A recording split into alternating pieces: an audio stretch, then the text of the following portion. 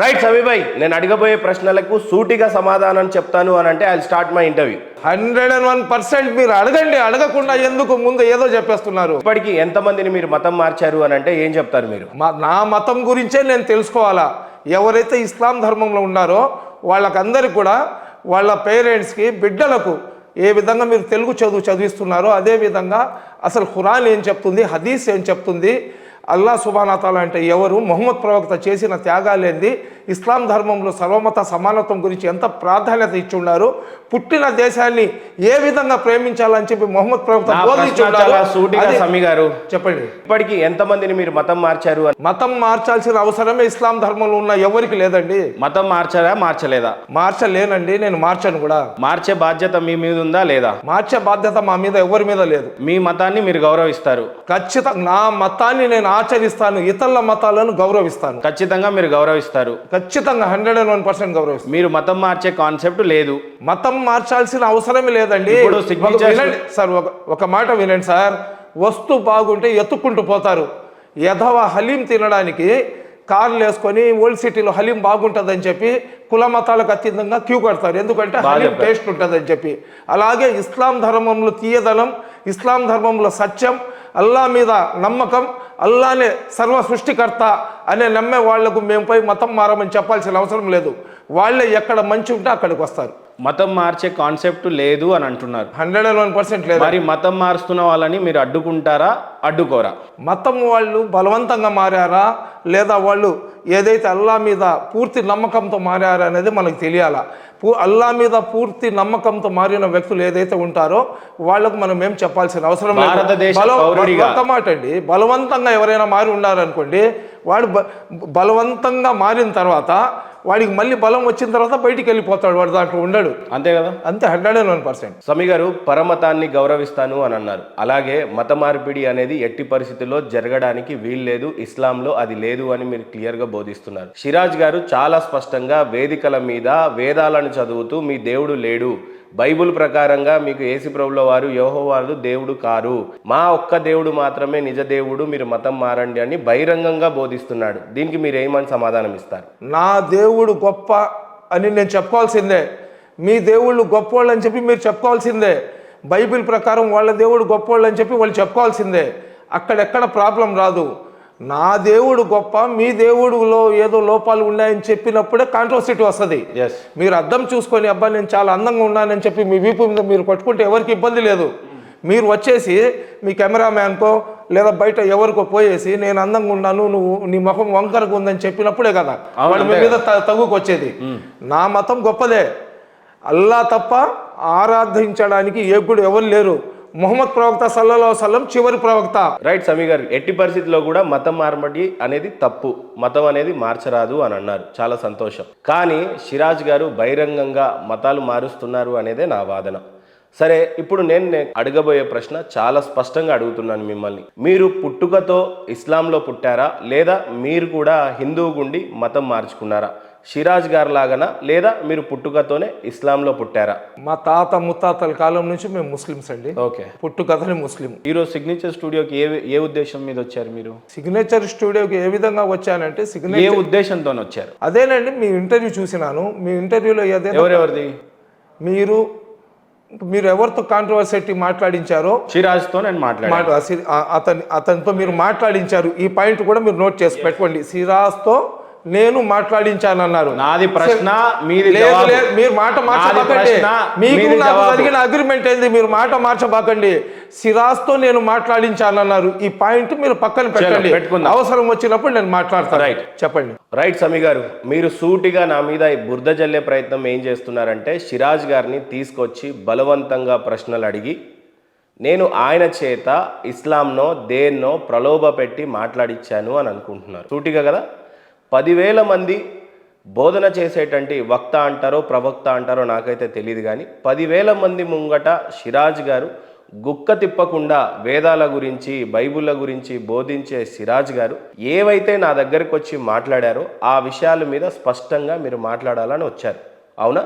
ప్రశ్నలు నావి కానీ జవాబులు నావి ఉండవు. ఇప్పుడు మీరు ఉన్నారు, మిమ్మల్ని ఏదైనా ఒక ప్రశ్న అడుగుతున్నాను అని అంటే ప్రశ్న నాది, జవాబు మీది. ఇంత ప్రయాసపడి ఏదన్నా ఒక ప్రోగ్రామ్ చేస్తాము అని అంటే అది 10 మందికి ఉపయోగపడాలని. నేను నా పక్షాన న్యూట్రల్గానే ప్రశ్నలు అడిగాను, కానీ ఆయనని డ్యామేజ్ చేయాలని వ్యక్తిగతంగా నేనైతే ఏవి అడగలేదు. సిరాజ్ గారితో ఏదైతే మీరు ఇంటర్వ్యూ చేసినారో, మీరు సిరాజ్ గారితో చేసుకున్నా మాకు ఇబ్బంది లేదు, వేరే క్రిస్టియానిటీకి సంబంధించిన వాళ్ళతో మీరు చేసుకున్నా మాకు ఇబ్బంది లేదు, లేదా మీరు హిందువుల్లో ఎవరైతే ఉన్నారో వాళ్ళ చేత చేసుకున్నా మాకు ఇబ్బంది లేదు. ఎందుకంటే మీ ఇంటర్వ్యూస్ కానీ మీ సిగ్నేచర్ స్టూడియో కానీ మనం చూసినప్పుడు నాన్ కాంట్రోసిటీగా మీరు ఉన్నారు. ఎందుకంటే మీకు గుర్తుందో లేదో, ఎలక్షన్ల ముందర మీరు నెల్లూరుకు వచ్చినారు. అక్కడ ఒక ఎమ్మెల్యే క్యాండిడేట్ ఇంటర్వ్యూ చేసిన తర్వాత నాతో కూడా మీరు ఇంటర్వ్యూ చేసినారు. ఆ రోజు ఆ పరిచయమే. దాని తర్వాత ఎప్పుడైనా ఎక్కడైనా మనం వాట్సాప్లో హలో హాయ్ పెట్టుకునేవాళ్ళం. అంతకు మించి మీకు నాకు ఎటువంటి సంబంధం లేదు. కానీ మనం మెసేజెస్లో అయితే హెల్తీ మెసేజ్లు మనం పెట్టుకునేవాళ్ళం. ఒక మంచి ఆలోచన ఉండి హైదరాబాద్ లాంటి ప్రాంతంలో ఉన్న ఒక హిందూ సోదరుడు ఇంత సౌమ్యుడుగా ఉంటాడనే విధంగా మీకు మా గుండెలో ఒక స్థానం ఉండింది. సౌమ్యంగా ఉండి అందరితో బాగా ఉండే మహేందర్ ఏంది ఈ ఇంటర్వ్యూలో ఈ విధంగా అతను ఎందుకు చేశాడు? అతను సబ్జెక్ట్ తెలియక చేశాడా, లేదా మహేందర్ ఏదైనా డబ్బులు ఇచ్చి చేయించుకున్నాడా, లేదా మొత్తం 25 సంవత్సరాల నుంచి నేను ధార్మికంగా మొత్తం నేను వడబోసేసి ఉన్నాను, నేను ఖురాన్లు, బైబిళ్ళు, అదేవిధంగా ఉపనిషత్తులు, ఎదుర్వేగాలు అవి ఎందేందో చెప్పేసి ఇవన్నీ కూడా నేను వడబోసేసి ఉన్నాను, నాకన్నా పెద్ద మేధావి లేదని చెప్పుకునే వ్యక్తి చేత ఒక కామన్ ముస్లిం పర్సన్ ఉంటాడు కదా, ఆ ఫండమెంటల్ ఏదైతే ఉంటాయో బేసిక్ ఫండమెంటల్స్ ఉంటాయి కదా, అది కూడా తెలియని వ్యక్తిలాగా అతను మాట్లాడినాడంటే అతను మతిస్థిమితమైన కోల్పోయి ఉండాలా, లేదా మీరు ఏదైనా అతని మీద మీకు తెలిసిన ఈ నల్ల విద్య జాదుటోణ అంటారు కదా అదైనా చేయించి ఉండాలా, లేదా మీరు ఏదైనా అతనికి లాలూచి పెట్టి ఉండాలా. అసలు మొట్టమొదటిసారి సిరాజ్ గారు చేసిన బిగ్ కాంట్రవర్సీ ఏంటంటే సున్నతి అనేది మీ దాంట్లో చాలా ప్రాధాన్యత సంతరించుకున్నటువంటి విషయం. అది చేసుకుంటేనే మొట్టమొదటి ప్రయారిటీ కింద తీసుకొని ఆ తర్వాత నిబంధనలు నియమాలు వర్తిస్తాయి అని అంటారు. అట్లాంటిది అది పెద్ద ప్రాధాన్యమే కాదు, చాలా చిన్న విషయం అన్నట్టుగా చెప్పారు. నిజమేనా? అది సున్నతి అనేది దానికి చాలా చిన్న ప్రాధాన్యతమే ఉంటుందంటారా? తప్పండి అది. ఎందుకంటే ఎప్పుడు దాకా అయితే ఈ సున్నతి చేయించుకోరో, హత్నా అంటారు మన దాంట్లో, తెలుగులో ఒడుగులు అంటారు అనమాట, అది కంపల్సరీ చేయించుకోవాలా. ఇస్లాం ధర్మంలో పాకి అంటే నీట్నెస్, ఆ నీట్నెస్ మా ఈమాన్లో సగం ఈమాన్. ఎప్పుడు దాకైతే అతను సుంతి చేయించుకోడో అతను నమాజ్ చదవడానికి కూడా అతనికి అర్హత ఉండదు. ఇప్పుడు మసీద్లలో హిందూ సోదరులను తీసుకొని వెళ్తే వాళ్ళు వస్తారు, ఆడ కూర్చుంటారు, వెళ్ళిపోతారు. కానీ అక్కడ మసీద్లో హిందూ సోదరులు వస్తే వాళ్ళ తల మీద టోపీ పెడితే వాళ్ళు ముస్లింలు గారు, లేదా మేము దేవస్థానానికి పోయి బొట్టు పెట్టుకొని, లేదా మేము ప్రసాదం తింటే మేము హిందువులం కాము. కానీ ఇద్దరి మనసులు కలుస్తాయి, ఒక మంచి అట్మాస్ఫియర్ కనబడుతుంది. కాబట్టి మనం హిందూ సోదరులకు పిలిచిన దగ్గర మనం వెళ్తాము. అలాగే మా హిందూ సోదరులు కూడా మా మసీద్లకు దర్గాలకు మేము పిలిస్తే వాళ్ళు వస్తుంటారు. కానీ సిద్ధాంతపరంగా ధార్మికంగా ఇస్లాం ధర్మంలో ఏదైతే బేసిక్ ఫండమెంటల్స్ ఉంటాయో వాటిలో ఖత్నా అనేది చాలా ఇది సున్నతే రసూల్ అంటారు. అది చేయించుకుంటేనే అతను ఇస్లాంలో అతను వచ్చినట్లు. సమీ గారు, ఇందాక చాలా స్పష్టంగా మీరు ఇచ్చిన ఇన్ఫర్మేషన్ ఏంటంటే నేను ఒక కామన్ సాదా సీదా పౌరుడిని, ఇస్లాం బిడ్డని అని చెప్పారు. మరి సిరాజ్ గారు ఎవరు? సిరాజ్ ఎవరు అంటే ఒక పండితుడు కాదా? మీరు చెప్తున్నారండి. వక్త కాదా? విద్వాంసుడు కాదా? లేకపోతే ఆయన ఎవరు? బోధించే వాళ్ళు గొప్ప ప్రవక్త, లేకపోతే గొప్ప వక్త, గొప్ప పండితుడు అని చెప్తున్నారు ఆయన. మీరు ఏదన్నా మాట్లాడేటప్పుడు చాలా స్పష్టంగా మాట్లాడండి సమీభాయ్. దూద్ కా దూద్, పానీ కా పానీ చేయండి. ఏదైనా సరే సూటిగా స్పష్టంగా చెప్పండి, చాలా క్లియర్గా మాట్లాడండి. అలా కాదండి. అలా ఇప్పుడు సిగ్నేచర్ స్టూడియో ఉంది, మీరు ఒక మంచి ఇంటర్వ్యూ చేశారనుకోండి, మంచి ఇంటర్వ్యూ చేసినప్పుడు అరే మహేందర్ గారు మంచి ఇంటర్వ్యూ చేస్తున్నారు, సిగ్నేచర్ స్టూడియో ఛానల్ చూస్తే బాగుంటుందని చెప్పి సబ్స్క్రైబర్స్ వస్తారు. మీరు ప్రతి సబ్స్క్రైబర్కి ఫోన్ చేసి మీరు నాకు సబ్స్క్రైబ్ చేసుకోండి అని చెప్పి మీరు అడగరు కదా. ఆ వీడియో వస్తే చూసుకొని అరే ఈ ఛానల్ బాగుంది, నిజాన్ని నిర్భయంగా మాట్లాడే సత్తా ధైర్యం ఆ అబ్బాయి దగ్గర ఉంది, ఈ అబ్బాయి ఇంటర్వ్యూస్ మనం చూడొచ్చు, ఈ అబ్బాయికి మనం ఎంటర్టైన్ చేయవచ్చు అని చెప్పి మీరే చెప్తున్నారు. 25 సంవత్సరాల నుంచి అతను చేశాడని చెప్పి. జనరల్గా ఎలాగుంటుందంటే మహేందర్ గారు, వాస్తవాలు మాట్లాడుకున్నాం అనుకోండి, ఎవ్వరు కూడా దానికి పట్టించుకునే వాళ్ళు ఉండరు. ఒక మహిళ శరీరం అంతా ఒక మూర్తిలాగా ఒక బంగారు కుందరం బొమ్మలాగా నగలేసుకొని వాళ్ళంతా బట్టలు వేసుకొని బాగా మేకప్ చేసుకొని రోడ్డు మీద నడుచుకుంటూ వెళ్తుంది అనుకోండి, ఆమె సాయ కొంతమంది చూడొచ్చు, కొంతమంది చూడకపోవచ్చు. ఆమె సాయ కొంతమంది చూడొచ్చు, చూడకపోవచ్చు. కానీ ఒక పిచ్చిది శరీరం మీద బట్టలు లేకుండా రోడ్డు మీద కానీ కూర్చొని ఉంటే గడ్డం టోపీ పెట్టుకున్న ముల్లా కూడా చూస్తాడు, తలకు పిలక పెట్టుకున్న పంతులు కూడా చూస్తాడు, భుజం మీద సిలువ మోసుకొని వచ్చే పాస్టర్ కూడా చూస్తాడు. అంటే చెడుతో కాదు, ఆ మనిషి యొక్క సైకాలజీ ఎలాగుంటుందంటే ఒక మంచి కన్నా కానీ చెడు వైపు సప్పంటి వెళ్తారు. ఒక కాంట్రోసిటీ. నేను వచ్చి క్యా మహేందర్ భాయ్ కైసే హో అని చెప్పి నేను మాట్లాడాను అనుకోండి, అది ఉండదు. లేదా మీరు క్యా సమీ భాయ్ అంటే మాట్లాడామనుకోండి, దాని గురించి డిస్కషన్ ఉండదు. కానీ ఏదో ఒకటి మనం మాట్లాడామనుకోండి, మాట్లాడినప్పుడు అరే ఇదంటారా అని చెప్పి జనాలు చర్చ వస్తుంది. దానికోసమే మనము, మీకు తెలుసో తెలీదో, ఒక 2 years నుంచి మనం కాలేజీలలో స్కూళ్ళల్లో కూడా మనం ఏం చెప్తున్నామంటే టీచర్స్కు వాళ్ళ పేరెంట్స్ మీటింగ్స్ పెట్టించి ఒకే మాట చెప్తున్నాం, హిందువులు ఎవరైతే ఉన్నారో మీ ధర్మం గురించి మీ బిడ్డలకు నేర్పించండి.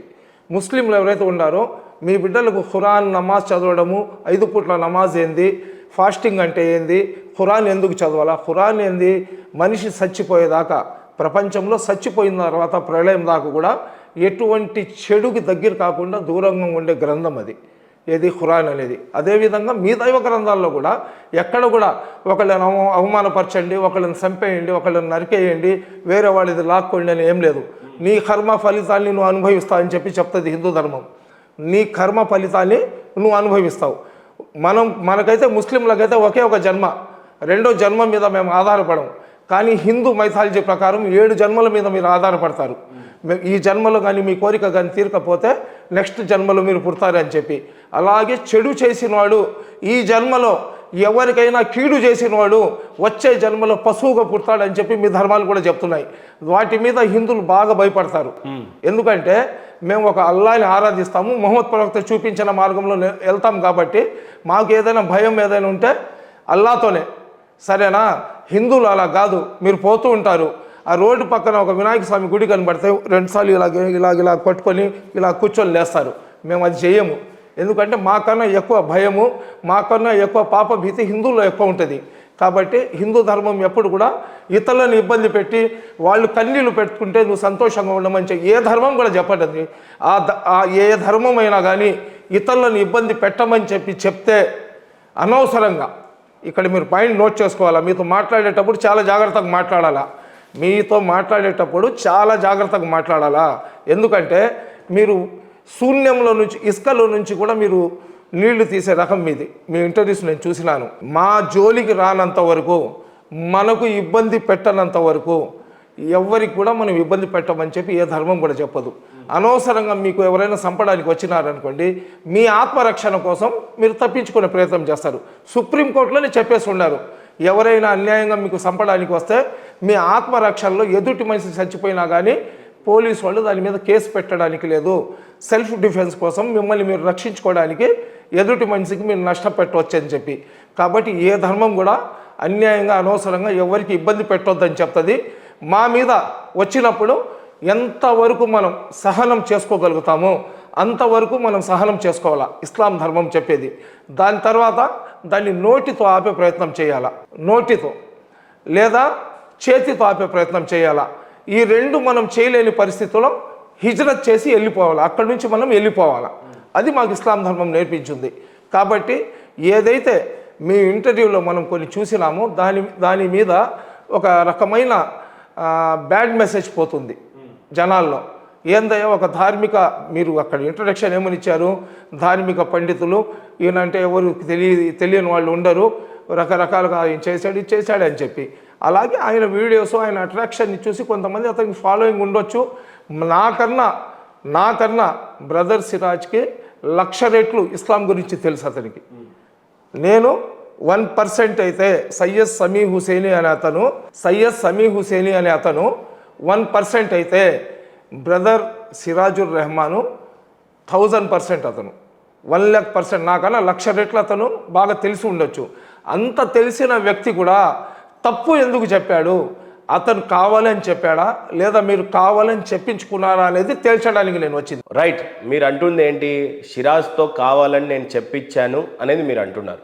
షిరాజ్ ఏమంటున్నాడు, నేను మాట్లాడేటప్పుడు నాకు కొద్దిగా జ్వరం వచ్చింది, నా థ్రాట్ బాగాలేదు అని అంటున్నారు. ఇప్పుడు సూటిగా చెప్పాలంటే మీరు నా మీద బురద జల్లుతున్నారు. మీ వెనకాల ఇప్పుడు నలుగురు వచ్చారు, అలాగే మొన్న షిరాజ్ వెనకాల కూడా 2-3 వచ్చారు. ఇప్పుడు వాళ్ళు దానికి సాక్ష్యం. ఈరోజు మీరు కూడా ఏమన్నా తప్పుగా మాట్లాడినా కూడా వీళ్ళు నలుగురు సాక్ష్యం. ఇక్కడ నేనేదో ఆయన చిన్నపిల్లోడు, ఈ లడ్డు తిను, నీ తర్వాత నీ కళ్ళు తిరుగుతుంది, నేను చెప్పినట్లు చెప్పు అని ఏదో ధూపం ఇచ్చేసి నేను చెప్పమంటే చెప్పే స్థాయి ఆయనది కాదు సమీభాయ్. ఏదన్నున్నా నా మీద బురద చల్లటం బాగుంది, నేను తూడ్చుకోవటం బాగుంది, కానీ బట్ వాస్తవానికి జరిగినదేంటో స్పష్టంగా తెలుసుకోవడానికి మీరు వచ్చారు. ఆ కార్యక్రమంలో ఉండండి. నాది ప్రశ్న, మీది జవాబు. ఓకే, అది మీ ఇద్దరి అండర్స్టాండింగ్ మీద ఉంటుంది. రైట్ సమీభాయ్. ఇక్కడ చాలా స్పష్టంగా ఏం చెప్తున్నారు అని అంటే, ఏదేమైనా మీ వాళ్లకు మీరే వకాలత్ ఇచ్చుకున్నట్టుంది తప్పితే కానీ ఎక్కడ కూడా న్యాయబద్ధంగా మాట్లాడుతున్నట్టుగా అయితే కనపడట్లేదు. దయచేసి నేను అడిగిన ప్రశ్న చాలా స్పష్టంగా, చాలా సూటిగా ఆయన అడిగిన విషయం ఏంటంటే, సున్నతి అనేది ఆయనకు ఎందుకు వర్తిస్తుంది ఆ ప్రశ్న అంటే, బేసిక్గా ఒక తెలుగు ఆయన ఒక హిందుత్వాన్ని పుచ్చుకున్నటువంటి వ్యక్తి ఇస్లాంలో మారుతున్నప్పుడు ఖచ్చితంగా ఈ రకమైన సున్నతి చేసుకుంటారు అని కామన్. నా ఫ్రెండ్స్, మీరు కూడా నా ఫ్రెండే, ఇది చాలా చిన్న విషయం. ఆ విషయాన్ని నేను అడగటంలో తప్పే లేదు. ఒక బైబుల్ చదువుకున్న సోదరుడు బాప్తిసం ఏ రకంగా తీసుకుంటారు, ఎందుకు తీసుకుంటారు? హిందువుగున్నా ముస్లింగున్నా ఎవరైనా సరే క్రిస్టియానిటీని పుచ్చుకున్నప్పుడు బాప్తిసం తీసుకొనే మతాన్ని మార్చుకుంటారు. ఆ రకంగా నేను అడగటం అనేది జరిగింది. అది స్పష్టమా కాదా? సున్నతి అనేది నిజంగా అంత ప్రాధాన్యత సందర్శించుకున్న ప్రశ్ననే. మీరేమంటారు అసలు సున్నతి గురించి అడిగితే? డైవర్ట్ కాకుండానే చెప్తున్నానండి. మీరు హైదరాబాద్లో ఉన్నారు, సరేనా?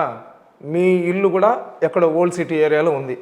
ఓల్డ్ సిటీ ఏరియాలో ఉన్న, న్యూ సిటీ ఏరియాలో ఉన్న, ఏడైనా కానివ్వండి, మనం భారతదేశంలో ఉన్నాము. చిన్న పల్లెటూరు, 500-600 ఇల్లులు ఉండే పల్లెటూరులో అయినా కానీ 2-3 ముస్లిం కుటుంబాలు ఉంటాయి. అక్కడ ముస్లింలతో సంబంధాలు ఉంటాయి ప్రతి ఒక్కరికి. ముస్లిం అన్నోడు ఖత్నా చేయించుకుంటాడు అనేది జగమెరిగిన సత్యం. అది మీరు ఇప్పుడు చాలా బ్యాలెన్స్గా, చాలా లాజిక్గా, చాలా తెలివిగా మాట్లాడుతున్నారు. మీరు ఎందుకో మీరు ఐఏఎస్ ఐపీఎస్ అవ్వాలి, కానీ మీరు బిజినెస్ వైపు ఇటు వచ్చేసినట్లున్నారు. భగవంతుడు మంచి నాలెడ్జ్ ఇచ్చి ఉన్నారు మహేందర్ గారు మీకు. మీరు అతనికి ఏమని అడగాలంటే, ముస్లింలు ఖత్నా ఎందుకు చేయించుకుంటారని మీరు అడగకూడదు. మీరు మతం మారారు కదా, మీరు ఏదో పేరు చెప్పారు కదా అతనిది, శివరామరాజు నుంచి మీరు బ్రదర్ సిరాజ్ అయినారు కదా. బ్రదర్ సిరాజ్ అయినప్పుడు మీరు ఖత్నా చేయించుకున్నారా లేదా అని అతనికి అడిగి ఉండాలా. మీరు మొత్తం ముస్లింలకు మీరు అడగకూడదు. అప్పుడు అతను ఖత్నా చేయించుకున్నాడో లేదో అనేది మీకు సమాధానం వచ్చి ఉంటుంది. ఇప్పుడు నేను చాలా స్పష్టంగా అడుగుతాను, గుండె మీద చేతేసుకొని చెప్పాలి. చెప్పండి. మీరు సిరాజ్ గారితో ఫ్రెండ్షిప్లో ఉన్నారా లేదా? సిరాజ్తో ఎందుకు ఫ్రెండ్షిప్లో ఉంటానండి? అందరూ, నేను నా శత్రువులతో కూడా ఫ్రెండ్షిప్తో ఉంటాను. ఇప్పుడు నేనేమంటున్నా, నేను అడగలేని ప్రశ్నని మీరే అడగండి. అదేనండి, నా మీద బాధ్యత మోపుతున్నారు కదా.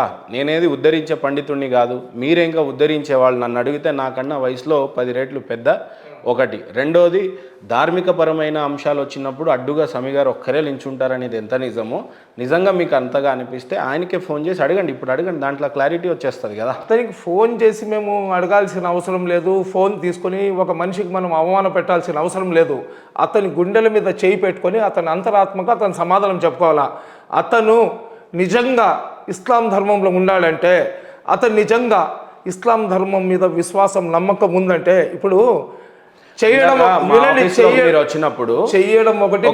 ఇందాక మీరు నలుగురితో కలిసి నా ఆఫీస్లోకి ప్రారంభంలో వచ్చినప్పుడు ఆల్రెడీ ఒక ఇస్లాం సోదరుడు నా పక్కనే కూర్చున్నాడు. అవును, ఎవరో కూర్చొని ఉండారు. ఏసీ రిలేటెడ్ వర్క్ ఏదో మేము మాట్లాడుతున్నాం, మా ఫిట్టింగ్ అనుకోకుండా మీరు వచ్చారు. ఆయన్ని కూడా మీరు సున్నతి గురించి చాలా స్పష్టంగా అడిగితే, కోఇన్సిడెంట్లీ ఆయన ఎవరో మీకు కూడా తెలియదు, కోఇన్సిడెంట్లీ సున్నతి చేసుకోవచ్చు అంటే చాలా స్పష్టంగా చేసుకోవాలి, చేసుకోకపోతే లేదు అని అన్నాడు. అలాగే ఓ చిన్న ఇంటర్మీడియట్ డిగ్రీకి వచ్చిన పిల్లోడిని అడిగినా కూడా సున్నతి అనేది ఖచ్చితంగా చేసుకోవాలి అని అంటారు. అలాంటిది బ్రదర్ సిరాజ్ గారు సున్నతి చేసుకోవచ్చు, చేసుకోకపోవచ్చు, ఈ ఖత్నా గురించి అంత ప్రాధాన్యత లేదు అని చెప్పడానికి గల కారణాలు ఏమై ఉండొచ్చు? నేను ఆయనతో చెప్పించాను, చెప్పలేదు, కాసేపు ఇవన్నీ పక్కన పెడితే నిజంగా ఎందుకు ఆ రకంగా చెప్పాల్సి వచ్చింది? ఖచ్చితంగా అండి. ఇప్పుడు అతను మాట్లాడిన మాటల్లో నాకు ఎలా కనబడుతుందంటే, పాము సావకూడదు, కర్ర ఇరగకూడదు అనే విధంగా అతను మాట్లాడుతున్నాడు. ఇప్పుడు సింపుల్ అది ఏందండి, ఖత్నా చేయించుకుంటారా అంటే, అవునండి ఖత్నా చేయించుకోవాలి, ఆడికి అయిపోయింది, ఆ సబ్జెక్ట్ ఆడికి ఎండ్ అయిపోద్ది. దాన్ని ఒక ఇష్యూలాగా అతను పెట్టేసి అతను ఏదో ఒక రకంగా కాంట్రవర్సిటీలో పోయేసి చర్చల్లో రావాలా. ఒకటి, ఇప్పుడు హిందువులకు ఇప్పుడు దాకా అతను రాధా మనోహర్ అని చెప్పి, ఎవరు ఘనపాటి అని చెప్పి ఎవరెవరికో అతను వీడియోలో చెప్పినారు కదా. వాళ్ళ అటాక్ ఏదైతే ఇతని మీద వాళ్ళు కౌంటర్స్ ఏదైతే ఇస్తున్నారో ఈ కౌంటర్స్లో నుంచి అతను బయటికి రావాలంటే హిందువుల మనసులు గెలుచుకోవాలనే ప్రయత్నంలో కావాలని చెప్పాడు అనిపిస్తుంది నాకైతే. ఓకే, నాకు అనిపిస్తుంది అది. ఓకే. నేను రైట్ అయినా కావచ్చు, రాంగ్ అయినా కావచ్చు.